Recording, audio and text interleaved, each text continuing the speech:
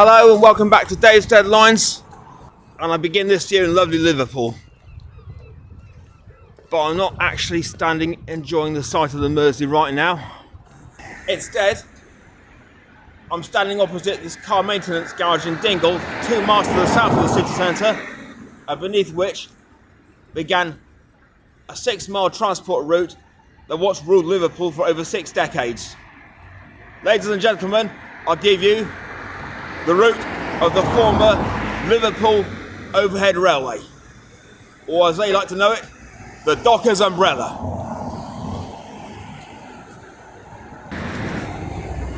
First thing I might have to get from my chest, I probably sounded a little bit misleading to you there, didn't I? An overhead railway, but it begins underground, because Dingle Station, which is on the right hand side of these terraces, is exactly that, and while at it was also not part of the original route, which opened further towards the Mersey at Herculaneum Dock. This part opening 3 years after, in 1896. As we start to work our way down to the bottom and the side of the river, I think I should be polite and set the scene first.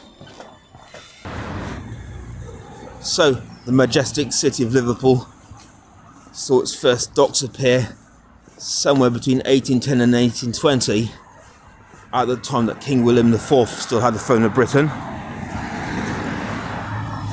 By the 1840s, the number of docks had boomed to 9. Then shortly after, 9 became over 12. The most significant ones by that time, of course, being the Clarence and even more especially the Albert. That number got a bit bigger and go on to reach 43 by the end of the 19th century. Of course, getting to and fro between such a number of different docks come the 1850s somewhat started to present its problems. Remember, we're talking about 4 decades before the first motor vehicle here. And I reckon these days, even an e-bike would have been quicker. And plans for an overhead line were actually drawn up in 1852, but only to go swiftly in the bin again. Acting as some sort of consolation, a railway was, however, laid at road level along the dockside in the late 1850s, accommodating passengers as well. However, because of the fire risk that a steam engine presented, they had to resort to horsepower, literally put. This in the end proved to be quite successful, actually, with the train frequency reaching every 5 minutes by 1880. However, it still wasn't that quick enough for the efficiency of the dock industry. The newly formed Mersey Docks and Harbour Board had already begun to reignite the plans for an overhead railway come 1878, and put through the idea of having a single track railway with passing points at intermediate stations. Sadly, the Board of Trade took little to no interest at all ultimately, and told them to stick that idea up where trains don't normally go. A decade further on, in 1888, however, the newly united LORC, that of course being Liverpool Overhead Railway Company, however succeeded with a slightly improvised plan. A pair of engineers, Douglas Fox and James Greathead, were commissioned to design a new 5-mile long double-track route. The idea of steam trains running the line still didn't go down that well safety-wise. The designers and engineers toyed with the idea of maybe having timber bases set beneath and surrounding the track. But the problem, of course, there was that if one stray piece of hot burning coal were to slip from the tender, it presented the likely prospect of there being also roast railway for dinner. You know, for all his shortcomings, Dave does come up with some rather good ideas at times. Now, I think I'll give the potatoes just a few more minutes. That's rather sharp, actually. I think I might pass on that recipe. Excuse me.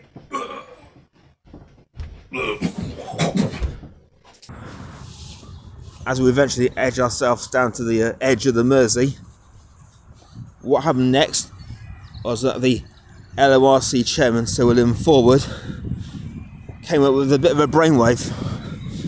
He'd been cross-studying the early electric suburban railways in America and brought that idea back to this side of the pond, creating what would become the Liverpool Overhead Railway, the first electric elevated railway network in the entire world. And so work got underway on it in 1889 with engineer John Williams contracted to do the designing, and eventually the railway route did Herculaneum Dock and Alexandra Dock, opposite sides of the 5-mile stretch, opened in 1893. As a reward for patience, I think it's time we paid a bit of infrastructure at last.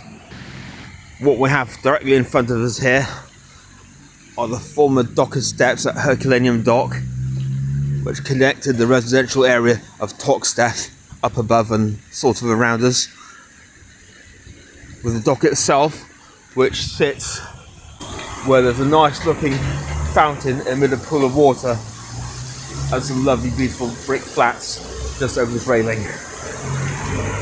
The dock itself closed in 1972. But you can see past the shopping trolley, you can see up to the remnants of its history.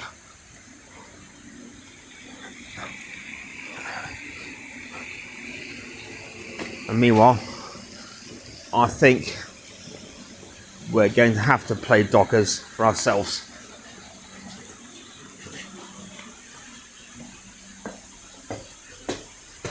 Believe me, they're not that steep. You can see down there more of the dockside doorways from back in the day. Sorry if the tree's getting away a bit. How rude of them. Now, it's about time I showed you guys a bit of old railway, because we are actually walking right above where the railway emerged into the open after its half-a-mile trip from Dingle. There, just before the white flag posts, you can probably see 2 iron verticals embedded into the wall. I will be telling you a little bit more about those when we get down below again. This bricked up gateway, as we get round to it, but we can't get down. It once took workers down to the first train of the day. The gate posts still stand there to commemorate the history of what is criminally lost now. That said, there's still a fair bit of a trot to the first station along at Herculaneum. And talking of which, we face having to make one now as well.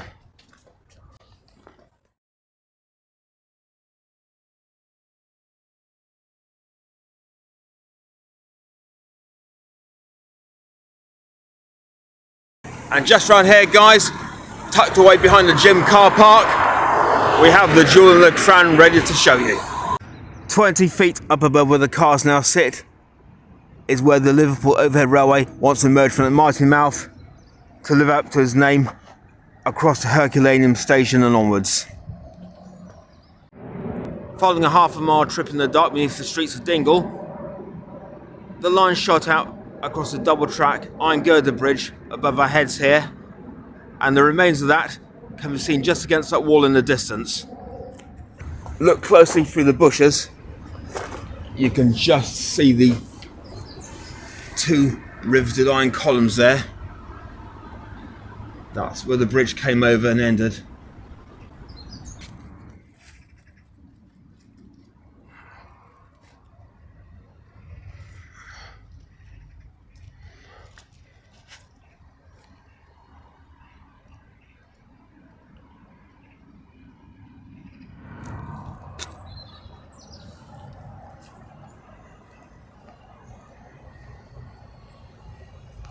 We're going to get in close now while we can get away with it and have a closer look at this beauty.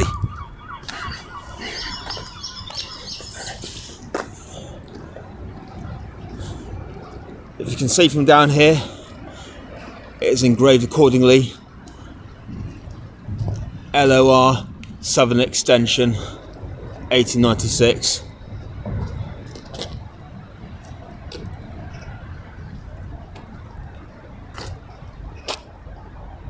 Lovely variety of brick colours. Nice little holes in the arch around there. So we're going to head back to the street now, guys, and to the start of the story again. Across this roundabout here, where the tower on the end of that warehouse is, that's the site of the first Herculaneum dock station. Because I didn't tell you already, there was two. The original one was built in 1893. Opened in 1893, I correct myself, when the line opened.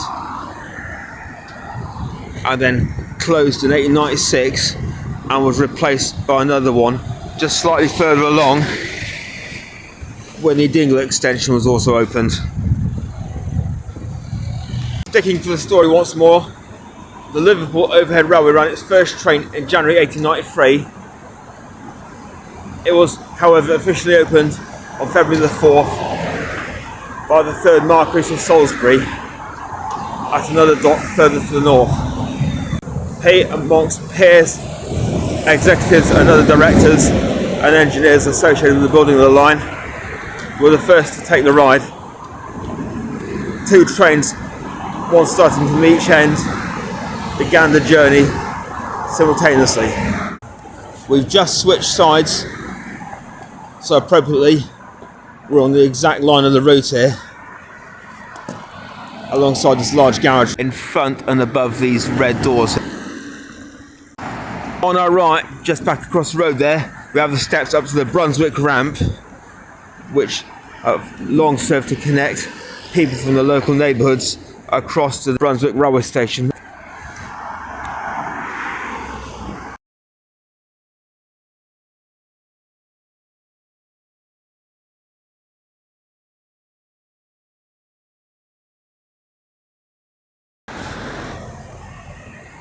Passing now through what was the site of Toxteth Station, somewhere up here. This is the second stop along the line, or the third, which is going on from after Dingle opened. Ran behind the left of that fencing here. So sad we can't get to explore that much. So, leaping once more back on track, the Liverpool Overhead Railway opened fully to the public on March 6, 1893, at a cumulative cost of £510,000 in money of that period, and which in 2026 works out as 57.2 million. The track ran at a typical height of 16 feet above the road, on a route that took in over 560 spans, mostly a width of 50 feet, included 4 large bridges over the busiest streets in the city, plus 3 lifting sections, and also a double-deck bridge further towards the northern dock area. The trains, running as either single double carriage sets, consisted of shed-like timber bodies, with one carriage being a motor coach and the second one, where used, being a passenger, although these only operated in this longer format busy times. These were eventually expanded to 3 carriage length, with a second motor coach being added on the other end, and the passenger one in the middle was distinctively smaller, at only about 2/3 length of the other 2 vehicles either side of it. The trains also carried first and second class accommodation, first with the upholstery and second rickety old wood to lean against. Then there was, of course, the electricity to discuss as well.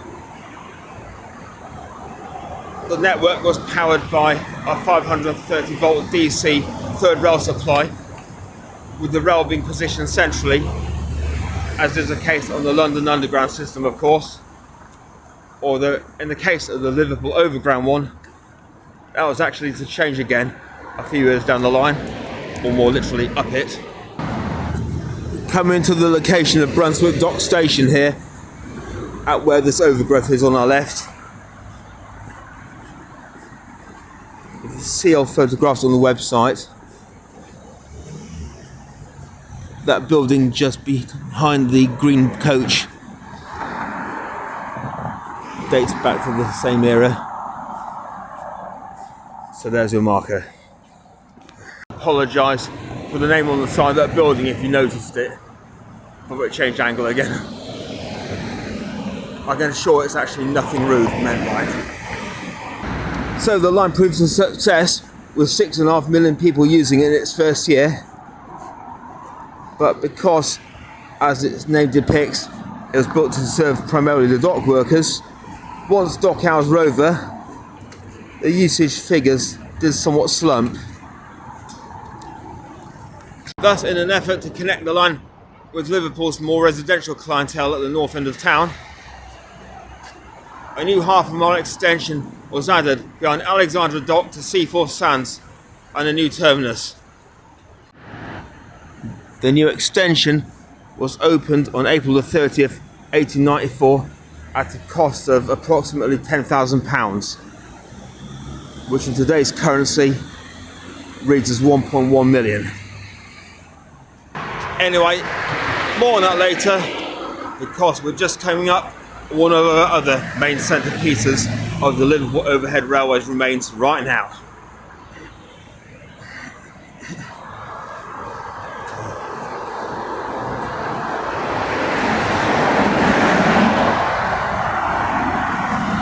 Lovely former support girders set into the wall just beyond Wapping Station here, or Wapping Dock more appropriately called.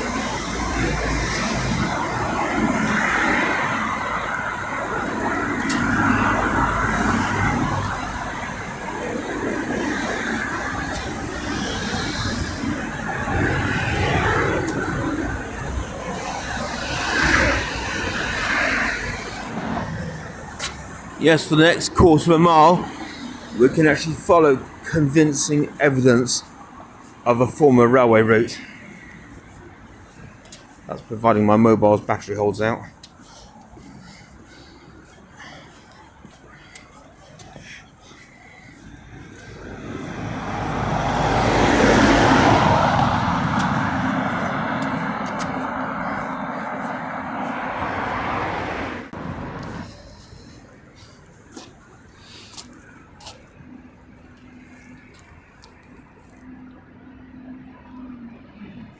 And they continue over the other side of the junction as well, where not even a fence can conceal them.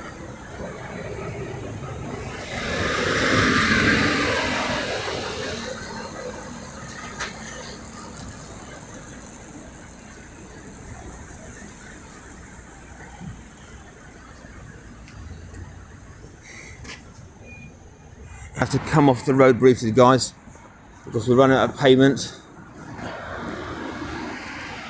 But we continue on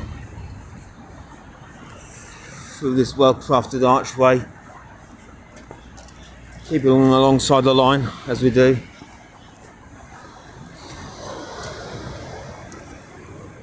And towards the site of Canning Station, originally known as Custom House Station until 1940.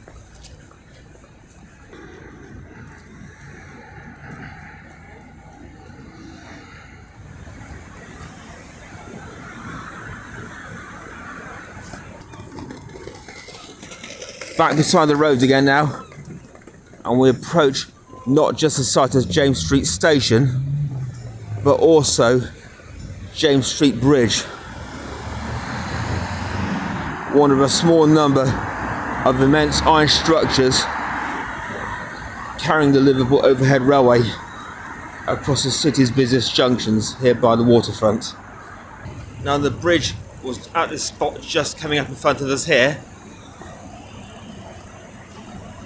where we have a tour bus and also the ventilator tower for the Mersey Tunnel underneath us, and a rather attractive looking pump tower here then. Standing here and looking slightly up, trains will come rumbling from right across the bridge where that black car's just gone past, and onward into the next stop at Pier Head, which is just outside round the corner next to the back of the library building.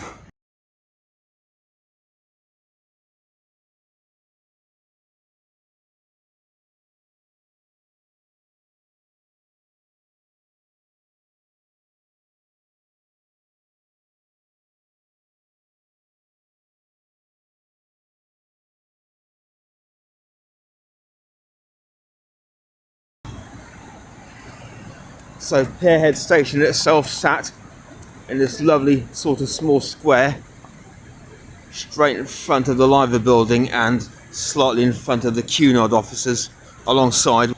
Just step back and have a quick stare at this old girl as well.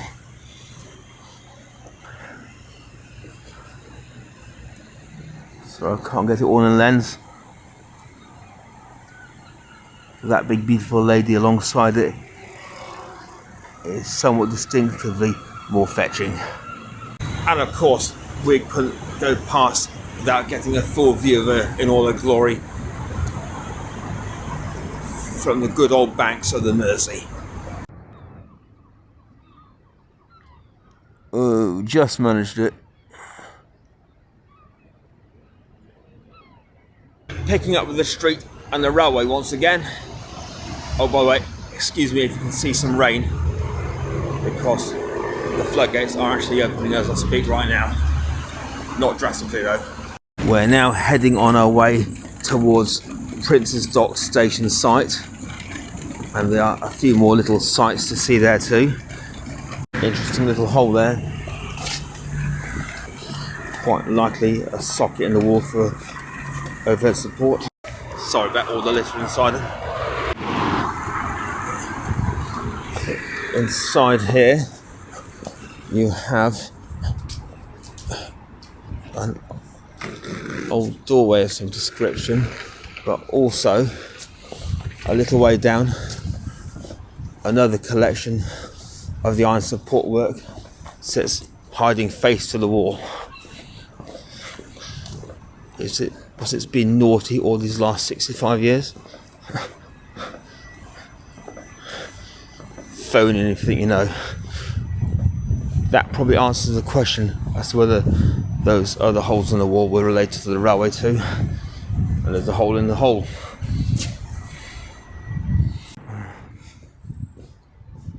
Have to step back and see the full set as usual.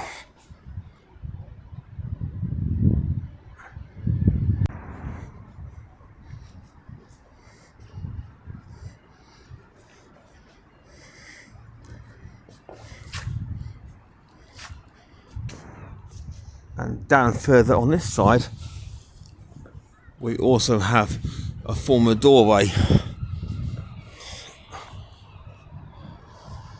or at least a support with a distinctive arch-like form. Further girder or two on this end, or three actually, there's one over there.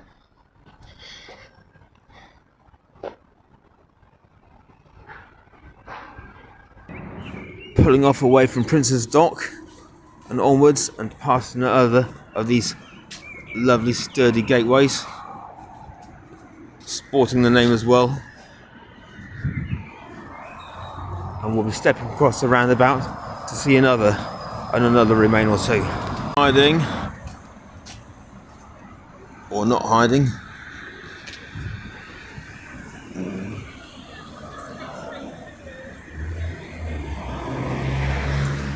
Got a bit of a long gap between stations now, so I'll fill it with a bit more history. Remember, I will tell you about the extension from Alexandra to Seaforth Sands. So, a couple of years down the line, down the end, same happened between Herculaneum and Dingle, and then the Underground Station. We entered the route right at the start of the video. It was built in 1896. A single island platform with a substantial amount of steps leading down to it. The trains had a takeoff in the tunnel, lasting for half a mile for launching out, as I said, over Herculaneum and that car park by the gym as you saw earlier. This extended the overall line to 6.5 miles in length, and also extended the football with further suburbs of Liverpool also wanting to get on board. Another interesting tidbit in front of us now, not to do with the railway. This is the vent from the Mersey tunnel, which burrows deep beneath us at this stage. And there's two crazy TV monitors either side of it. Or that's what it looked like from a distance. The overhead railway's popularity increased threefold at least by the turn of the 20th century, with travelling time between one end of the line and the other taking only 22 minutes, although this will be slowed to 28 later due to running costs. By 1910, the line saw usage of 80 million people annually. Trains running routinely each way until even past 11:30 at night, would you believe? It even took up full chapters in tour guides, with posters later in the 30s quoting it as the best way to see the finest docks in the world. So still the money for a further extension at the northern end,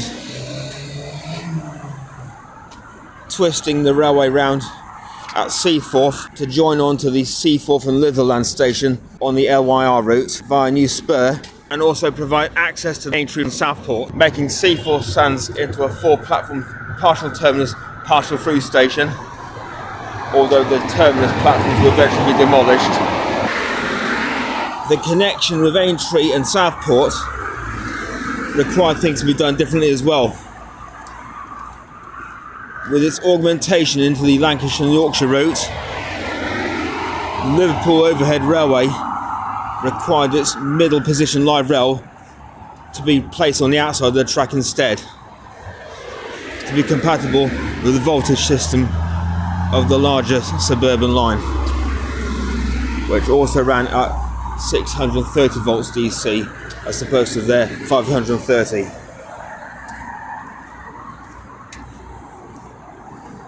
The connection to Aintree, however, did not prove a success, and this service extension would eventually close 15 years later. As new modern signalling systems also set in into the 20s, so too did the Great Depression, and that was depressing. The Liverpool Overhead Railway had to rely on promotions and discounts to try and win back the disappearing users. Come up on the site of Clarence Station now, and sitting behind that in the distance you can see another distinctive landmark of this line. The big brutal gates of Clarence Dock beckon us and allow us to see a bit of railway line as well.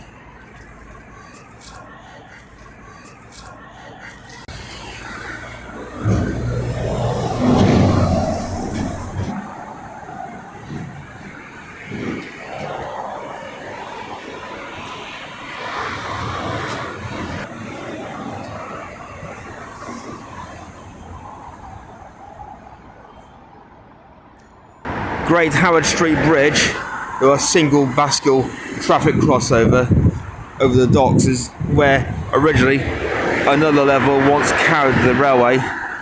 Just to the left here, at a high story, almost to 5 further stations, including Alexandra and Seaforth.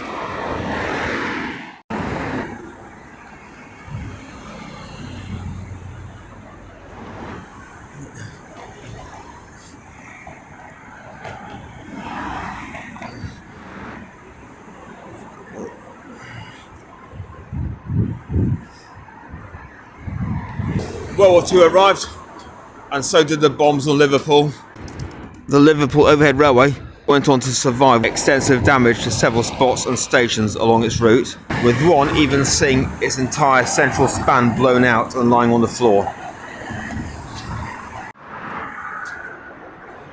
The need for dock workers throughout the war years still spelt success for the footfall of the line. However, 10 years further down the line, their luck would run out. While Britain's railways were nationalised in 1948, the LOR remained a standalone system. It remained successful for another decade, with a number of trains having their bodies replaced with aluminium shells instead and automatic doors.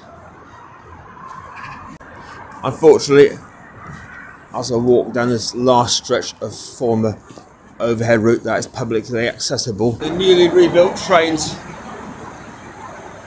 were proven to be stronger than the rails that they ran on. A structural report in 1955 found several of the line's bridges, amongst other parts of the support structure, requiring repair that was deemed unaffordable, at an estimated cost of £2 million in the period's finances. If you don't mind me translating again, that's 200 million today. And without that kind of money nestling in their piggy banks, so set twilight on the Liverpool Overhead Railway. The last two trains departed from opposite ends of the line at 10 p.m. on December the 30th, 1956, just as they'd done at the line's opening almost 64 years before.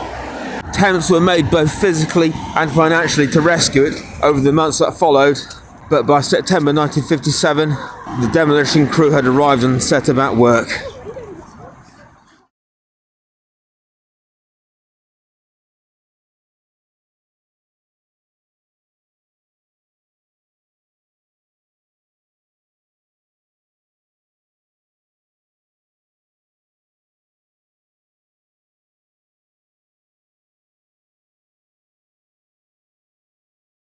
Much as I'm enjoying the sight of the Mersey, I'm afraid it's time for me to have to turn in for the night, guys. So I hope you enjoyed this first instalment of 2026. Sorry I couldn't bring you more railway. But anyway, don't be dockheads.